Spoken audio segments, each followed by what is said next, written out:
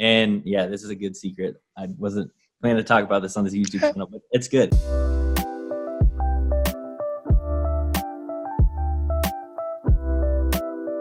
Welcome back, guys. We're back again. It's the next day. We're doing another recording. We've been talking about this for a long time, about making your own Facebook leads. And we have a special guest on here. We've got Justin Thomas. Justin Thomas, welcome to the insurance panel, my friend. Thank you. Thank you guys for having me. Absolutely. He's got a couple things going on. He's got the second best hair in the industry, mine being number one. But seriously, awesome hair, dude. I know we joked about it before we got on here, but I wanted to say that on camera. But yeah, man, I wanted to tell people a little bit about who you are, and you can add anything or take anything out that you want, but I'm just going to know what I know about you. You're not really an insurance agent. You're more of a marketer. You understand the thought process of people and how people perceive things online. And you understood that final expense industry is a great one, and people need to learn how to make their own leads. Yeah. People need to understand what they're buying. And that's what we keep preaching to you guys. And we thought, well, Justin runs an awesome group. He's built over the last year and a half, I think. It's been about, I don't know how long it's been, but about 3,000 members, your group. The name of your group escapes me. It's Lead Eagles. Yeah, it changed recently from final expense Lead Eagles to just insurance Lead Eagles. Got it. That's super cool. Now, is that just because you've kind of branched away from just final expense, or is it kind of, how does that work? Okay. Yeah. And I can kind of add into that with sure. Background. So I actually in college started everything and had a little bit of experience with insurance. I was in an internship with Northwestern Mutual, and that kind of drove my passion a little bit toward why I took my marketing efforts into insurance, because with their method or their business model, I guess it's typical through, there's quite a few companies I think that do it, but it's kind of you get hired, whether it's an internship or full-time position, and then it's go out right now and create a list of 100 to 300 people of friends and family, and then call through that. And so I just felt like I wasn't set up for success, and kind of looking back, I don't want to blame the company 100% at that point. I had this limiting belief that I wasn't good at sales, and that just kind of really held me back a lot. But then I graduated college and got a full-time job doing electrical sales. I guess that's the right word for it. It's a company called Wesco. Basically a training position, manager and sales training that could have taken 2 weeks, and it took a year. So needless to say, I had a lot of off time. I was being paid salary, but there was nothing to do. So I spent all of my days figuring out how to make money online or start my own business. Because I'm just the type of person that hates having a boss. I hate having a super structured lifestyle where I have to show up the same place every day. Mm-hmm. I'm kind of changing now that it's myself, because I realize as an entrepreneur, you have to be extremely disciplined. When it's my own idea, I'm okay with it. But if somebody else is telling me to do it, that's just that wasn't me. So yeah, my whole journey into all of this is kind of crazy. So I went from there to actually selling on Amazon and getting into kind of e-commerce, and had a store. We sold weighted blankets. That started going pretty well. But then Amazon competition got high. So then I had to create my own website. And then through creating my own website, I had to figure out how to drive traffic. So that was about 3 or 4 years ago now. And that's really when I started diving into actual digital marketing. Sure. And I never thought I was going to get into insurance again, whether that be selling it or marketing for it or whatever. I had no intentions of it. But after seeing, well, one, I just had a cool, a strong passion for digital marketing and advertising in general. So actually me and my wife started our own marketing agency here in Omaha, Nebraska. And through that, I had to figure out clients, and some of the first people I ended up having as clients were those agents that I worked with back at Northwestern Mutual. So Northwestern Mutual does not focus on final expense. Sure. But really just through testing things out, we figured out that older people responded to Facebook ads the most. They scroll slower, they go through Facebook slower. So they're an easier demographic to get as leads, especially when you're starting out with Facebook ads, because there's so much complexity to it that you can take it to, but you don't have to. And so, Correct. right. And so we had those agents and they were paying me like $1,000 a month retainer. And that really didn't make sense for individual agents. And so then it turned into, hey, can you just teach me how to do it? And that's when like this whole idea started. And that's like when the group started. So then, yeah, it's honestly been like right around a year now that I started that group. And then, yeah, like you said, it's grown to 3,000 people.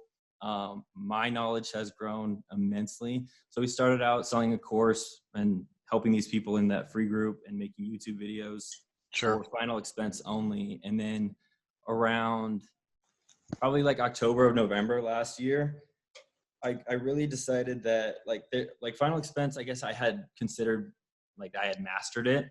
And I was able to pretty much help anybody get results for getting leads for final expense. But there's a ton of other insurance agents out there. And if I pigeonhole myself into final expense only, it's kind of a small niche. I don't really know what the number is, but like looking at Facebook groups and insurance forums and LinkedIn, it kind of seems like the number of final expense agents is about like 10 to 15,000. But when you look at like insurance agents in general, I could be wrong with that. So I'd love if you guys have that. But when you look at insurance agents in general, like the number of people that actually like get their license, I think it's closer to 1 million. And I also wanted like the potential to like help people in other countries. So that's when I started experimenting with like how we can use ads to help other insurance verticals as well. And that's when I kind of expanded my training and my group into more insurance in general. Well, that's awesome. Well, as you know, the insurance panel is more of a niche. Nick and I are final expense guys through and through. Yep. A little bit of Medicare. And you're right, it's a very niche market. A little bit more than 15,000 people do final expense. But you're right, there's a lot more insurance agents than there are final expense agents. Mm-hmm. So you did a smart thing by rebranding yourself. But, we've been talking about on this channel for a while, kind of hinting at, learning how to make your own leads, knowing the type of lead that these companies are selling you, because I think that's super important. The number one thing whenever I ask agents, what don't you like about Facebook leads? They go, I have nothing to show the client. Okay. That's the worst. And then so the marketers or the companies said, well, we'll make a PDF that takes the information and puts it on and makes it look like a lead, but it's not what the client saw. It's not what this was, right? Because this is, I always imagine, what are they seeing here? And that's the number one gripe that insurance agents have. And they go, I'm paying $20, $25 and I don't know what it says. And if you peel back that onion, you start crying pretty quick. Because it's not, the language is not, that great. Yeah. And I love Facebook ad library because everything's super transparent. So thank you everybody that invited me to like their page. I liked all of them and I went and looked at all your ads. Thank you very much. But we wanted to talk to you about the basics. Like you said, you can overcomplicate it. That's actually like one of the biggest mistakes early on. Exactly. Too many. I've been doing Facebook leads for final expense pretty much since it came out. So I've really dove into this. But Nick is kind of this happy medium right now where he's still learning it. It's new to him, but he's getting a little bit more complex. I know me and Nick had about a conversation about a type of client you're looking for the other day, which I think is going to be a great idea. But we really wanted to get people to the point where they could just start making Facebook ads and why they need to do it. So we're super happy you're here, man. Especially in this telesales type of environment that we got going on right now, right? Where at least for the next several weeks, if you're going to be selling, you're selling over the phone. That's right. And the direct mail leads that are so great if you're going and seeing people in person, because you do have that physical thing to hand people.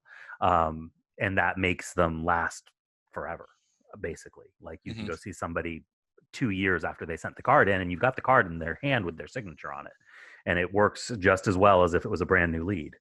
But that doesn't do you any good over the phone. And so, so especially now with everything that's going on, especially now because so many overseas marketers are coming out of the woodwork and offering to make you Facebook leads that are exclusive to you. or telemarket leads for you, or run SEO leads, or whatever, like all sorts of stuff. People hit me up on Instant Messenger constantly with all sorts of shady deals. Right. And so the ability to be able to just say, nah, I got my own like $6 a lead thing going on. Unless you can beat $6 a lead, I'm not really interested, which pretty much always just runs them all off. And then they never want to talk to you again. So if we can get people down that path, and like I said, I said on a thing the other day, most of what I've learned about this, I learned from you two guys, basically. So it's, I think you're the right person to talk to. Yeah, thanks. I appreciate that. So you think, you just talking like made me think of a question. Do you think that it's really that physical thing that you have that makes the difference between the signature does the biggest deal when someone signs? The handwriting on that is, I think it's something physical that they go, yep, I don't remember it, but that's me. Surefire. It's it's not only that. I mean, there is definitely a level of intent to a direct mail piece that I have yet to be able to see replicated on Facebook, where it is just more difficult to actually get the lead back to somebody. Like, you have to try harder. You have to find a pen. You have to fill the thing out. You have to walk to your mailbox. You got to stick it in. Lift the mail. You have to have opened the mail in the first place. Like, there's just all these barriers to entry, where on Facebook, even with the best Facebook lead, you've still got people who are just kind of like scroll. Oh, tap. Okay, done. And scroll. Even if you take it to another website, which is like a long form, and for those that don't know, there's a Facebook form and then there's like a long form. So a Facebook form, Facebook already knows most of the information about you because you have to put it in. When senior citizens tell you from a Facebook ad that they don't have an email address, they're lying to you because they have to have an email address in order to have Facebook. Right? Yeah. So when you click get quote, or when they click get this, it'll auto-populate most of that information that you put into the form. And then the marketers will say, well, to make it high intent, we'll say, Ms. Jones, what's your favorite hobby? So there's a little bit more intent there, and then submit. But even that's just quick. Right. But then there's a long form, which is like, hey, I'm going to make a Google Doc sheet. I'm going to make a small website, and it's going to ask all the questions where they have to type them all in. That's higher intent. It's going to make your lead costs go up, but it's still not as much intent as a direct mail lead. Yeah, and I've seen people attempt to get direct mail leads that are Facebook leads that are as high intent as direct mail, and it definitely drives the cost up to being about the same cost as direct mail, but it doesn't actually seem to produce as high quality a lead as the direct mail lead. I'm coming close, Nick. I know, and I know some of the stuff that you're doing, which is secret stuff we won't talk about. I've got two cool things to say about that. So that's where final expense is so much different than every other insurance, because there is a way to get the intent probably close, if not better. And that's to drive somebody to a landing page where they then give up the best way to do it is to just have them give their email. So you have a way to contact them, but it's not a huge ask. And then the next page takes them to a video of you have to give them something that's like interesting. So let's take a different insurance, for example. Let's just say you were using like some sort of whole life or IUL to tax sheltering or something. Your actual video training on that is enough incentive for somebody to give you information. And then you have a call to action at the very end to like schedule an appointment for you. So now you're getting inbound scheduled appointments for you. And those are really, really high intent. But the problem with final expense is the clientele doesn't want to sit through a 10-minute video of you trying to incentivize them to then book an appointment with you for final expense. Right. So you're right. It's hard because it's like you either have just get their information for 2 seconds, then you got a lead, or the direct mail, which is kind of like the perfect thing. Otherwise, Google might be a good option because you have people searching. That might create that intent you're looking for. That's an interesting idea. Mm-hmm. I wouldn't even know where to start with doing stuff through Google, and I don't know anybody who does. Matt, do you know people who do stuff? I do. I know. Yeah, I know a lot of people that use Google, YouTube ads. Are starting YouTube. I know. Yeah. Yeah, YouTube is starting to get big, but yeah, Google SEO. I mean, if you go and you can search like how many people are searching Medicare versus final expense, the numbers are astronomically different, right? But when someone types in final expense, what's the first company that comes up? That's the person that's paying the most for that click. Right. You know? Yeah. But what I've learned is, and correct me if I'm wrong, Justin, and I could be way off here. What I've learned is Google, that most people know that those are paid ads because it says paid advertising, right? So they scroll past and then there's first 2 or 3. That's where you want to be. And the way that you get there is by having written content in the middle of your page. So the good stuff is up top. That's your video. That's your call to action. What Google looks for is in the middle, that's saying, here's all the stuff that you need to know, and links to different websites that you have to constantly build out. What Google looks for is long written content. The more stuff that they can click through, the more they're on the website, the more Google likes that kind of stuff, right? So if you have a lot of that, then you get higher ranked in the search. You don't have to be paid advertising, but you're going to pay quite a bit of money either having someone doing written copy for you and pumping out content. So it kind of goes hand in hand. So I will say that, like, we all have this theory that people actually scroll past ads, but when you look at the data, people click on ads. For sure. Even though it says ad up top. But you're right. For final expense, I think the cost per click estimate for just the word final expense is like $28 a click. So it's like ridiculous. So if you're going to do Google, you need to look for buying keywords and longer tail keywords. So somebody that's like top 5 best companies for final expense or something like that. Because you know that they're like looking for research, and those are going to be cheaper things to try and rank, or at least advertise for, and also rank for, because the longer tail keywords are the easier ones to rank for. And yeah, with SEO, it gets so complicated. There's a lot to it. A ton of it has to do with your content, your actual like on-page SEO, what your title is, what your name of your page is, what your domain is. And then it also has to do with like your backlinks and then the actual content on the back. There's so much into it. Yeah. And that's what, again, especially with insurance agents who all they want to do is sell to a good lead. It's almost not, I don't want to say it's not worth it, but you really want to choose what you want to do and go in all in on that. Like, one of the mottos of my company is like, a lot of things work, but just choose one. Because if you try to do everything, you might as well just become a marketer at that point. Right. Yeah. I think most agents, and what most agents do when they think about, well, I'm going to make a website lead, they go and they make a website on a GoDaddy.com and they build one super quick, and they're thinking, man, am I going to get a lot of clicks? No, you're not. Right. You know, you have to build a website that goes to another website that's yours, that has 5 pages of written content in it, and each one of those has written content, and it links to your YouTube channel. That it's got to be super built out.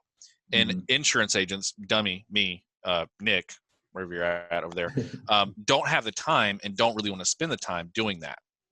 Right. No, I mean, that sounds terribly time consuming. Yeah. And like, there's SEO definitely is very and like, I get paid, like, I mean, per hour, I get paid way too much money when I'm doing sales activities to spend my time doing that.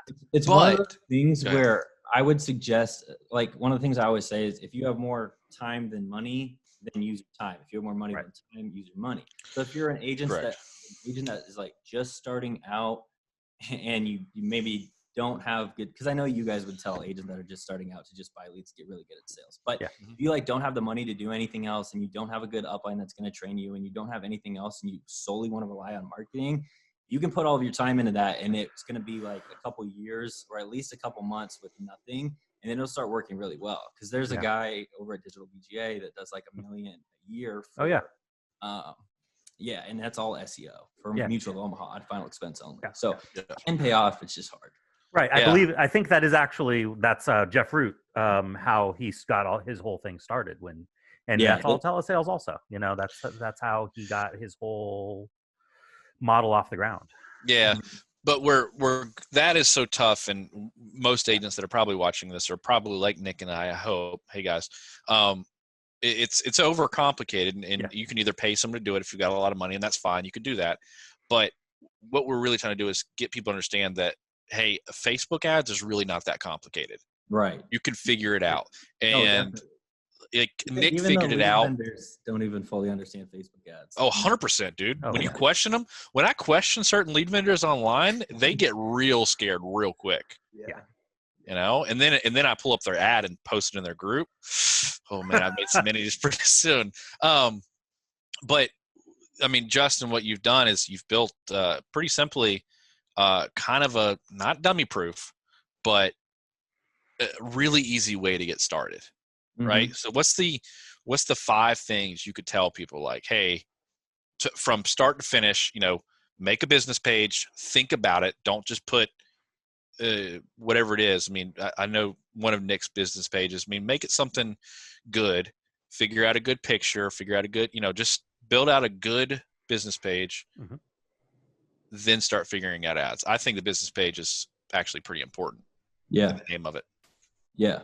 I mean, we have a whole video on just how to make your Facebook page because it's simple, but there's a lot of steps that you can skip over or just like not think of. Mm-hmm. And optimizing that correctly helps quite a bit because too, when you're running ads, some people will tell you that like nobody clicks on your page, but people do. So if you have reviews, if you have like your button optimized, like send message or book an appointment, those can end up being like free leads that wouldn't have normally gotten to you.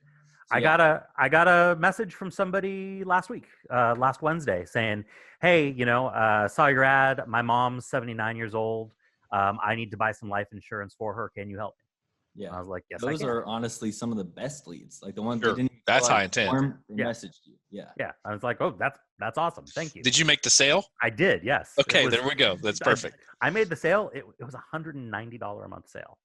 Like, I mean, like this, he was paying for it for her. He wanted this. Like, he was like, let's max this out. I'm the beneficiary anyway. That's right. So like, that was good, Yeah. So like, if you want 5 steps, I can break it down into 5 steps. The first thing is, yes, make a professional Facebook page. There's 2 ways I recommend doing it. Either like creating kind of like a pseudo company that is going to be your lead gen company and you can do it that way, or just do it as yourself and just professionally represent yourself. Got it. And then you always want to run everything through Business Manager. You do not want to do any boosted posts or anything. There's so much control you're giving up if you're just boosting posts. And honestly, that's just a good way for Facebook to make money and not you. The next thing is you want to, if you're starting out, the easiest thing to do is just the lead generation objective. I always mess up objective and objection. Right. The lead generation objective, which is just like the Facebook form that that's what literally every single lead vendor does. It's super simple. Everything's inside Facebook, so you don't have to create an outside landing page. You don't have to have a website. You don't have to have anything. And then images, you want something that either has to do with what you're selling, so final expense. Typically in the past, like images of coffins and stuff and headstones and flowers tend to evoke the most emotion. But with everything going on right now, some of those images are actually getting flagged. So I guess just know that for in the future, but also like happy older people that are in the demographic of the people that you're targeting, sometimes with their family, or even just a picture of you. If you have a picture of you with a client, that's going to be one of the best because no one else can replicate it. And it's you and it's the target demographic you're targeting. Yep. And then, your ad copy, really, it's pretty simple. Truthfully, my best advice for that is find your mailers. Don't steal it, but use that as your inspiration for your ad copy on Facebook too. Yeah. One thing and one tip I'll give out, and I said it earlier, is guys, Facebook is pretty transparent. You can go to Facebook ad library and you can search insurance companies and you can see what ads they're running. Literally, you can see the exact copy, the pictures they're using, the text that they're using, what they're putting on their lead form, and use that as your inspiration. Guys, if it's working for them, it'll work for you. Now, what you want to do is get like Nick and start thinking, okay, I need to make it more high intent than that. I need to make it a little bit better than that. Reword it. Don't use it word for word, right? It'll work if you use it word for word. That's the thing. It will, but it saturate quickly. And the way I explain it to all my students is that if you copy somebody else, you're only ever going to get to their level, if even. Correct. If you make it your own, going to be able to pass. Correct. I mean, but I'm just mean from a starting standpoint, Yeah, just to make a lead, you can literally just boom, boom, boom and get it done. Yep. And then you can start making leads and you can start figuring out, okay, what can I do to make this better? And it's kind of like a science experiment. Correct me if I'm wrong. It's like, I changed one thing. Oh, I changed one picture from a coffin to a picture that said breaking news, and my lead cost went down $4. Mm-hmm. You know, Right. that was big. I changed the title from South Carolina senior citizens to Richland County senior citizens only. You know, because it was closer to them. It wasn't, well, everybody in South Carolina gets this, but if it was like, hey, in your small town that you live in of 20,000 people, it's for you guys only. Well, I'm more inclined to figure out what's going on there.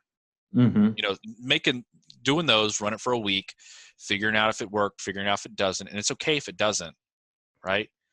That's okay. Yeah, that's scrap it, right? Yeah. You're going to learn from that. Yeah, everything you think of is like literally the scientific method when it comes to advertising. You need to have your control variables and then just change one thing, see how it performs against the original. One thing I want to talk about, and Nick, I want to bring your ads that you're using right now, the budget, because I know I talked to Nick a lot about the budget. Yeah. I think budget is super important in understanding how that budget works on Facebook, because most people don't understand, if you put that you're willing to spend $40 a lead, doesn't mean you're going to spend $40 a lead. It just means you're outbidding everybody else, right? That's a good little secret there. Yeah. Yeah, it is. I mean, I'm willing. I tell Facebook I'm willing to pay $100. So wrong. And yeah, this is a good secret. I wasn't planning to talk about this on this YouTube channel, but it's good. Yeah, most people use bid cap so incorrectly. They were taught or think that like if you put bid cap or your bid at like $10, well, Facebook's going to get you leads for $10. But bid cap works as like what you're willing to pay. So the higher you go, that doesn't mean you're going to spend that much. You're actually outbidding everybody, which puts you in the front line. Yeah, it'll make your leads cheaper because you get a higher and better click-through rate because you're showing up as the first ad. Like think about on Facebook, that first ad is the one that people pay attention to the most. Nobody's like scrolling down to like the 10th or 15th ad. Sometimes they will, but you get a better click-through rate, which then in turn makes your ability to show your ads cheaper. So like the higher click-through rate you get in engagement, your CPMs, which is like your cost per 1,000 impressions, gets cheaper, which makes your lead cost cheaper. Yeah. So, and even from that, not from the bid cap, but I've seen so many agents that are, just getting into it and they're like, oh man, I'm going to put $20 into it for a day. And I'm like, guys, it's not going to pull it. Like dump 100, dump 150 into it, and Facebook will learn quicker what you're trying to do. But if you just put it at $20 a day for a week, yeah, you're going to spend $100. You're going to get a few leads. But I've seen people go from a $14 lead when they were spending $40 a day, and I told them dump 150 for 2 days, and their cost per lead went down to like $9. Yeah, because Facebook can learn quicker. Yeah, exactly. I think budgeting is what so many agents do incorrectly. Bid cap is obviously one, but just pumping up your budget and realizing like it's better to get leads quicker anyways. If you were going to spend $400 or $500 a week on direct mail, well, do it at $250 a day, and you'll see your leads go quick. I mean, you'll get them quick, very quickly. And the other problem that I see so many agents do, especially with smaller budgets that are kind of pussyfooting around with it, is they do this thing where they're looking on their Facebook ads manager on their phone, and every 20 minutes they're going, oh, what's cost per lead? What's cost per lead? Oh man, it's $14. Oh, it's going to suck. Matt, what do I do? Justin, what do I do? And I'm just like, just let it learn. Mm-hmm. Let it do its thing. Facebook knows what's going on. It'll help you figure it out. I've seen so many agents struggle with that. I truly think that like a very important part of success with Facebook ads, or I mean, it really doesn't matter what you're using, but generating your own leads and doing your own advertising is your mindset. Because like you said, you could get caught up worrying about your lead costs. So many people get caught up worried about lead costs. Like what if the first lead comes in and it's $100? I mean, that's outrageous. That's 100% like way too expensive. But what you're doing is you're buying data on Facebook. Your ads getting smarter and you're getting smarter. And even if it leads $100, if you sell that with final expense, you're still profitable. So like you're making money while learning, while getting better, and eventually your lead costs will get better. That's right. That's exactly right.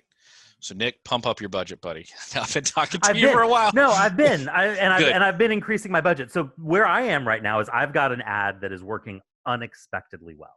Like it is working way better than I had ever intended it to work. I was figuring like I was going to have to run this ad and then run a few tests, and it was going to be like $15 a lead for a couple of weeks, and then it would work its way down, and I'd end up with around a $10 a lead ad. Sure. And like out the gate, it was $6 a lead. And it's just been holding really steady between $6 and $8 a lead. And so there's a part of me that's a little bit afraid I don't want to screw this up, you know, because that's tougher. Are you targeting people with that one? I do. A better question is like, how big's your audience size? So it's a statewide campaign. Okay. And I did create a custom lookalike audience based on people who had previously purchased insurance from me. Oh, nice. That's a good one. So I was able to, you know, put in like 1,000 names or so to create a custom lookalike audience based off of that. And uploaded that, and it came out with my leads started coming in very slowly. Like I didn't get a lot of leads, and I started with a $50 a day cap because I figured I was going to be doing testing and stuff. Right. But I was getting like 4 leads a day, but they were like $6 a lead. You know, and so I started increasing my lead cap a little bit. At one point, I considered just splitting it off and running a second ad. You know, just duplicating it and doing it again, and I guess running them at the same time. Or putting it into a different state. I am licensed in a couple of other states, although not very many, and I'm not appointed in any other states at the moment. So, like, I picked up licenses for weird reasons and don't have any appointments at the moment. But yeah, one different story for another day. But yeah, so like in that sort of situation, what do you do? Right. Yeah. So with Facebook, one thing you just always have to be cognizant of is audience overlap. If you get to the point, like if you have a small audience and you're running multiple ads to it, you can end up competing against yourself. But at a statewide audience where you have probably multiple million, it's not really something you need to worry about. So I guess there's 2 ways you can do it. You can either just start increasing that budget every day by like 15 to 20%. And that's what Facebook suggests. And that does work, but sometimes you'll see the costs go up with that. So if you really wanted to be safe and like leave that in its own territory, you could just create a completely different campaign and have it still be the same ad, just start it at a different, like a higher budget initially and see if it keeps the same lead cost. Yeah. One other thing I see so many people get caught up in is targeting.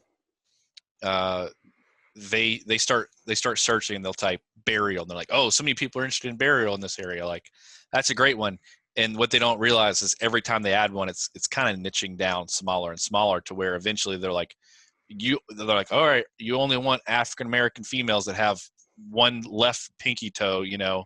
Like, it's like they're like, okay, we're going to try to find it, but their lead cost goes up. But there's other people that don't use any targeting that ends up hurting them as well, because I've seen both variables, but finding something in between I think is super key. Can you give any tips on that, Justin? Yeah, if you're going to do targeting, the best way to do it again is like that scientific method. So I would break it down by ad set and then just choose one specific interest per ad set, test them against each other. Especially if you have no idea what to target starting out.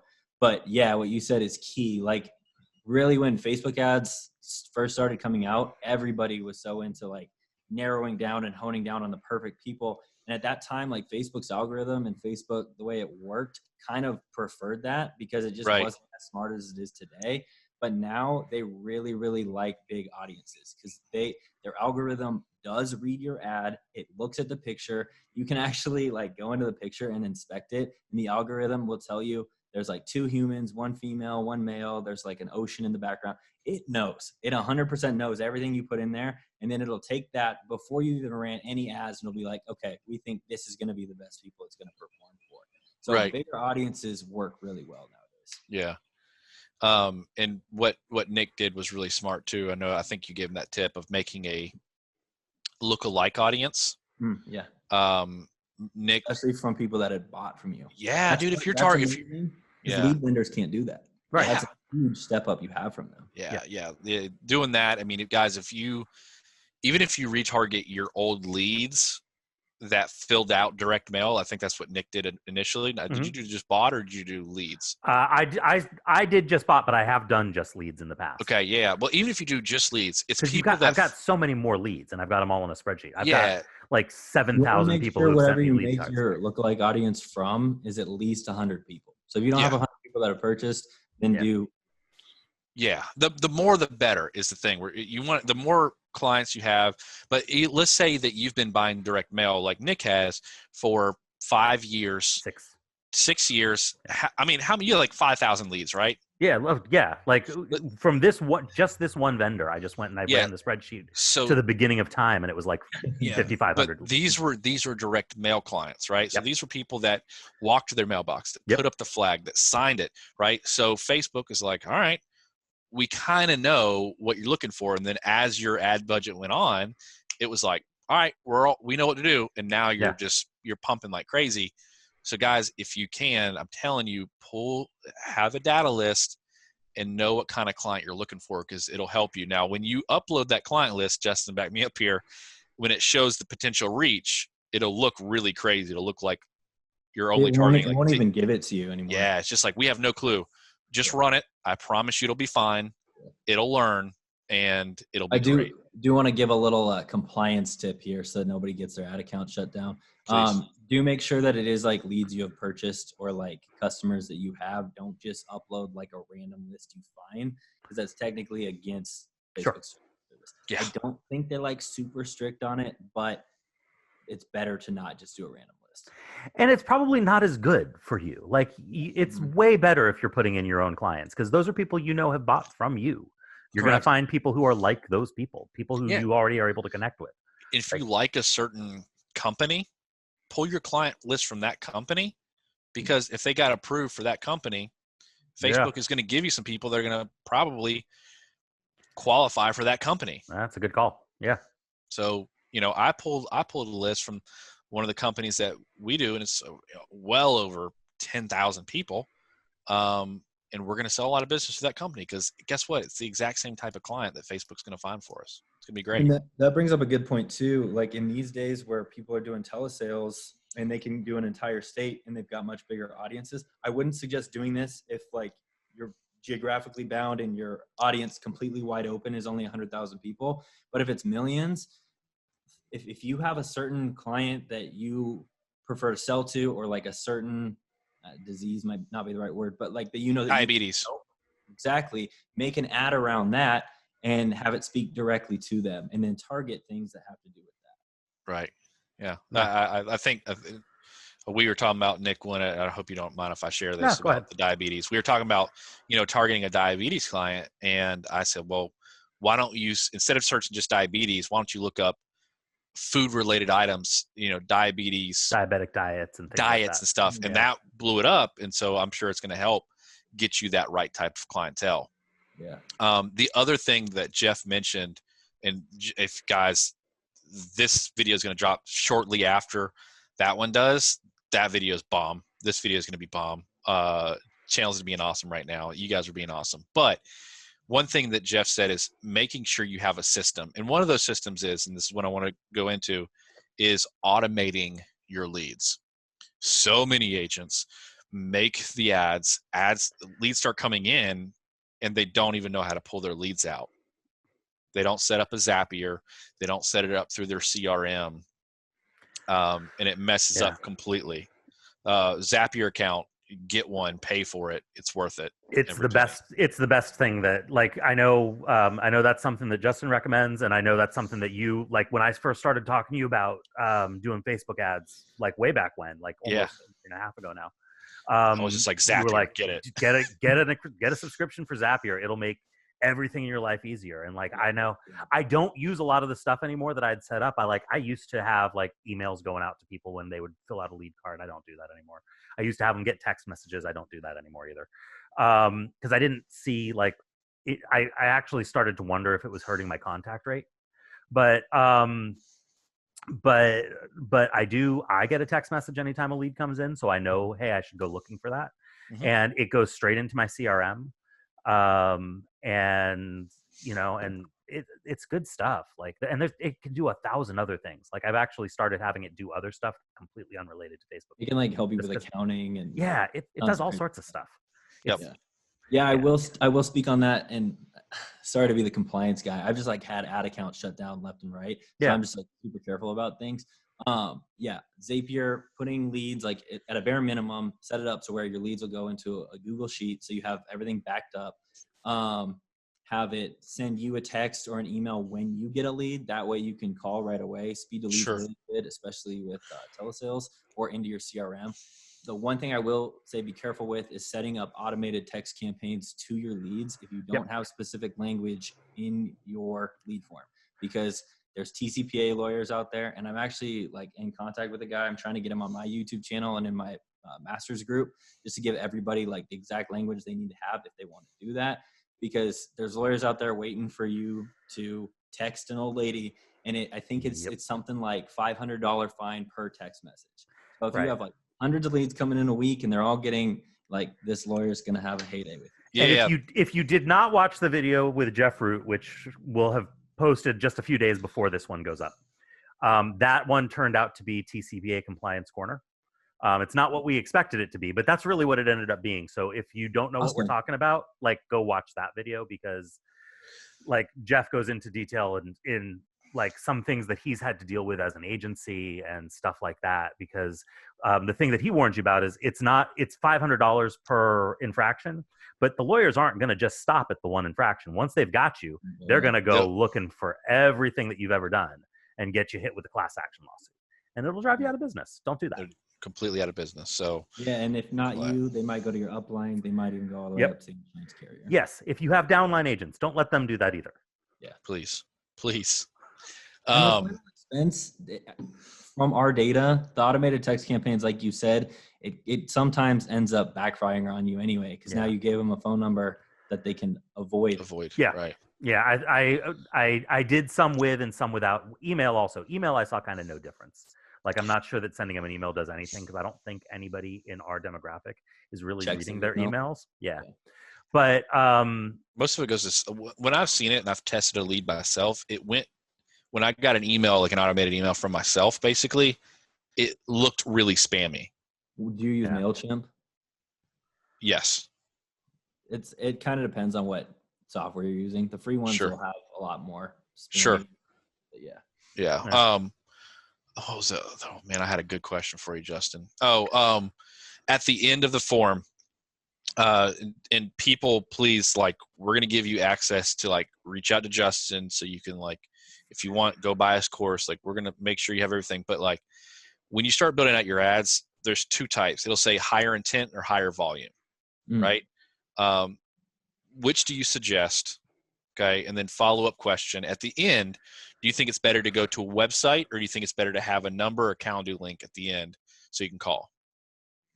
So you're going to have to refresh me. I know what you're talking about, but it's defaulted to one. So I always go with the one. So what's the difference between higher intent and volume? Well, the higher intent is before they hit submit, it is one extra page that they click through that says, hey, just so you know, this to us. I always do volume.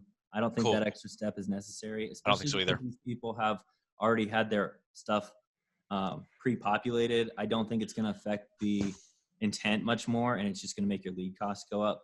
And then the answer to your second question, I think that depends on you. I really, really like inbound calls because those are some of your best leads, but I have seen people complain about it because sometimes they'll get calls while they're standing in line checking out for groceries at Walmart. So it depends on really what you want. For website, I personally probably wouldn't send them to a website unless you have maybe some sort of like web page up there with your, like, a bio about you or reviews. That could be a cool place to send them. Yeah. And then there's also like a download. But yeah, I mean, a lot of times if you don't even have a website or anything, you can actually just put your Facebook page URL in there. And then I actually just have the button say thank you so that they don't even know it's a button. And then they just exit out of that. So Got that's it. what, like Got it. What about Calendly links? I can't ever say that word. Calendly.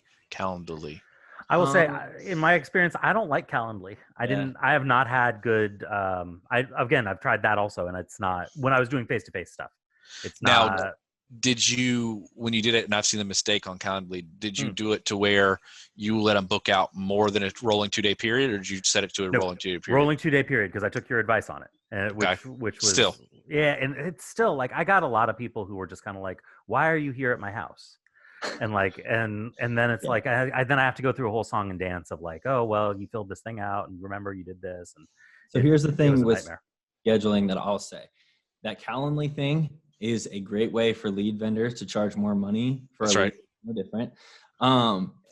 For you running your own ads, if you want to try it. But from all of our data and all of my students that have tested it, it doesn't make a difference in show up rate. And like you said, people are just kind of confused. Or is it supposed to be an in-person meeting? Is it a phone call? What is it? That's not to say that booking appointments is bad. It's just having it being there and the thank you just doesn't create the connection in their mind. So like I said, if you want to, and it really doesn't work too well with final expense, but any other type of insurance, if you really like booked appointments, I would set up a funnel.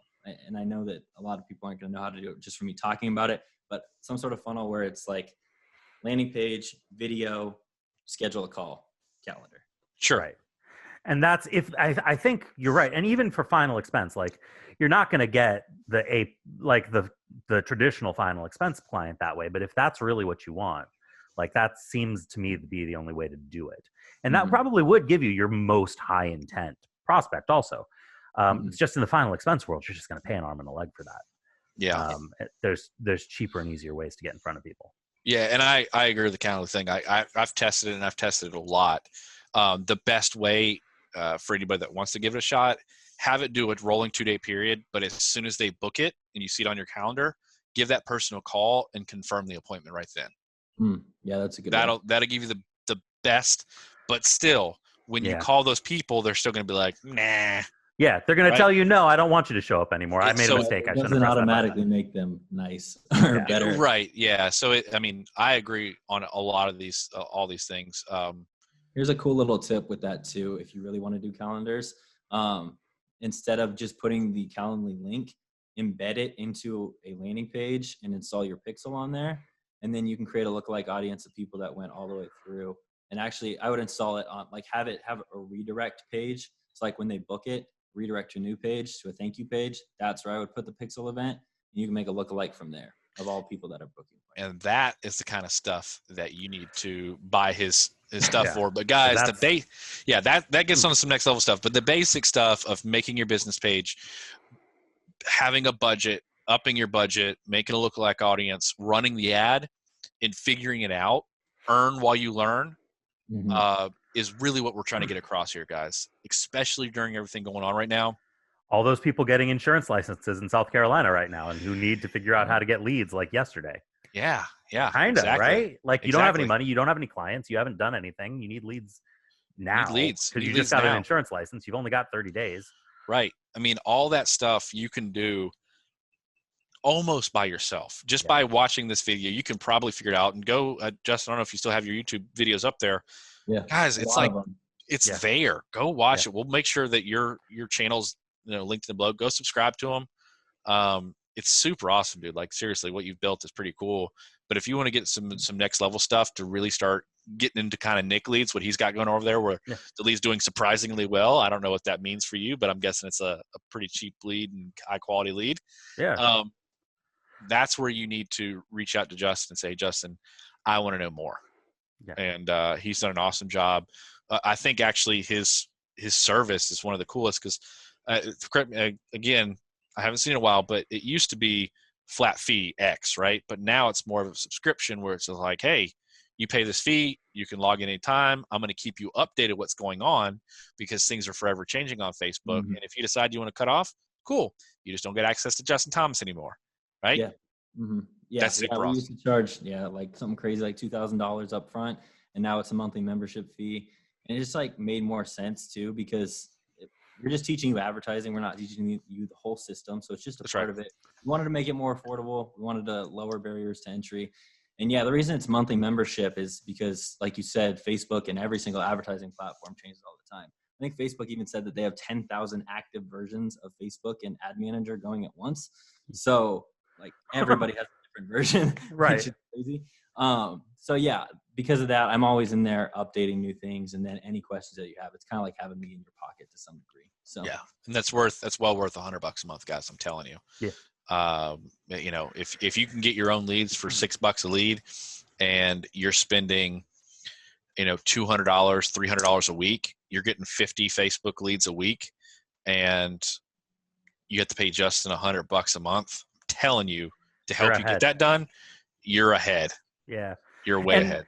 And I will say, like, we're not making any money off of Justin coming on here. He's not a paid advertiser or anything like that, unless he wants to. Unless you want to pay for, in which case we'll change the way that we advertise this a little bit.